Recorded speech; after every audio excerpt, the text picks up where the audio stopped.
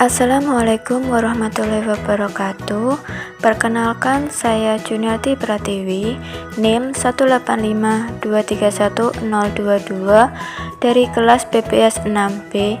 Di sini saya akan mereview jurnal internasional untuk mata kuliah Good Governance Bisnis Syariah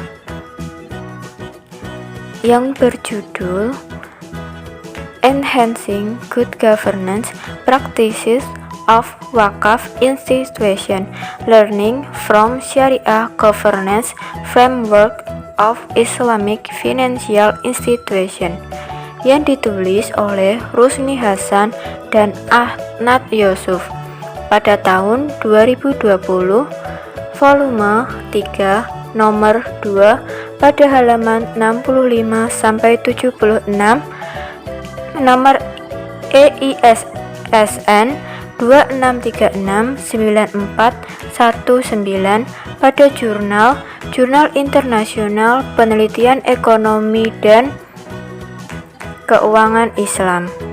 Selanjutnya yaitu latar belakang. Wakaf adalah sumbangan dari properti yang menghasilkan pendapatan untuk kepentingan publik atau penerima manfaat tertentu. Pendapatan tersebut digunakan untuk kesejahteraan masyarakat termasuk tujuan sosial, spiritual, dan ekonomi. Wakaf merupakan mekanisme yang baik untuk pengembangan kesejahteraan sosial untuk umat manusia, di mana harta wakaf digunakan untuk kepentingan agama dan sosial. Namun, karena keterbatasannya kerangka regulasi dan kontrol kewenangan pengelolaan wakaf, jika masalah tersebut terus berlanjut, maka lembaga wakaf akan memiliki citra yang negatif dan dapat merusak tujuan dari wakaf. Sistem pemerintahan yang baik adalah cara penting untuk menyelesaikan masalah yang dihadapi oleh lembaga wakaf, yang membuat tata kelola menjadi aspek yang tidak perlu dipertanyakan lagi bagi keberhasilan lembaga wakaf. Selanjutnya yaitu tujuan penelitian. Penelitian ini bertujuan untuk menyoroti pentingnya tata kelola untuk penyelesaian wakaf permasalahan yang dihadapi lembaga wakaf. Karena tidak adanya kerangka tata kelola yang mapan yang khusus berlaku untuk lembaga wakaf, diharapkan agar pengalaman yang baik dari Islam Lembaga Keuangan atau LKI perlu dipertimbangkan dalam mengusulkan tata kelola kerangka kerja lembaga wakaf. Metodologi penelitian. Penelitian ini merupakan penelitian eksploratif yang dilakukan untuk mengidentifikasi dan mengakumulasi literatur yang ada tentang wakaf. Penelitian menggunakan pendekatan kualitatif dengan data sekunder di mana berasal dari artikel, jurnal, buku, dan sumber lainnya.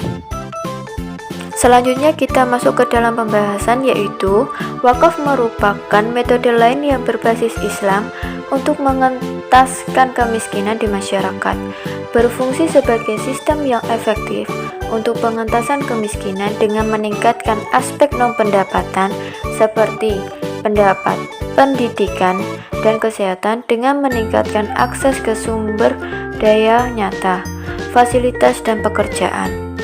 Tujuan utama dari wakaf adalah kebaikan, kesejahteraan, dan perbuatan yang mencakup semua tujuan yang dapat diterima di bawah syariah yang bermanfaat untuk masyarakat seperti sosial ekonomi, pendidikan, lingkungan, ilmiah, dan lain sebagainya.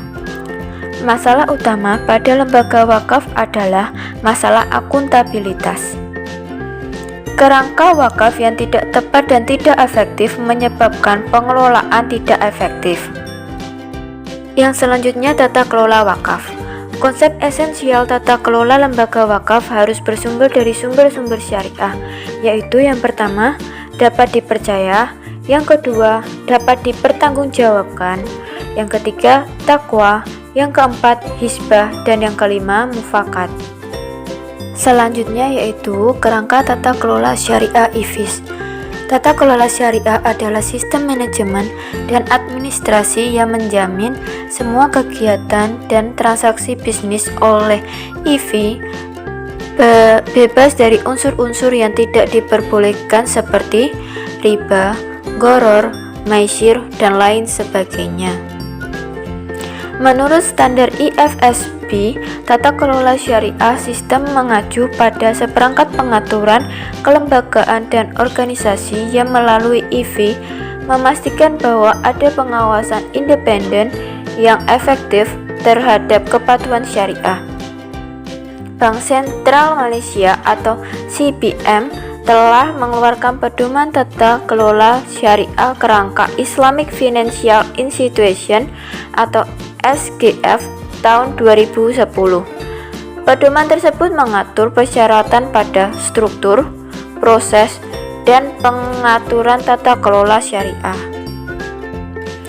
Selanjutnya, prinsip-prinsip yang mendasari SGF antara lain: yang pertama, struktur SGF yang kuat; yang kedua, pengawasan; yang ketiga, akuntabilitas; yang keempat, tanggung jawab; yang kelima, kemandirian kompetensi; keenam, kerahasiaan dan syariah kepatuhan dan fungsi penelitian.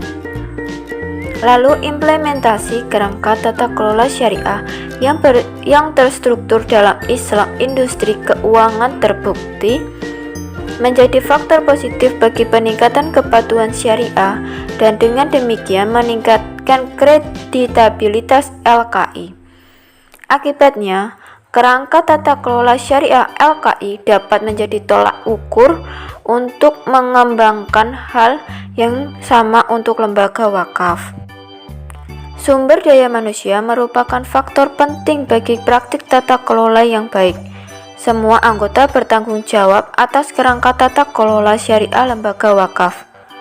Kriteria kepatuhan dapat terdiri dari kualifikasi dan persyaratan diskualifikasi dan kerangka acuan untuk pengangkatan anggota yang ada pada lembaga wakaf.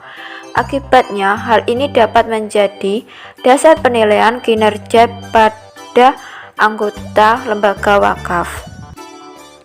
Hasil penelitian, wakaf merupakan alat yang penting bagi kesejahteraan sosial masyarakat dan aset wakaf telah digunakan untuk memberikan pendidikan gratis, transportasi, dan sebagainya.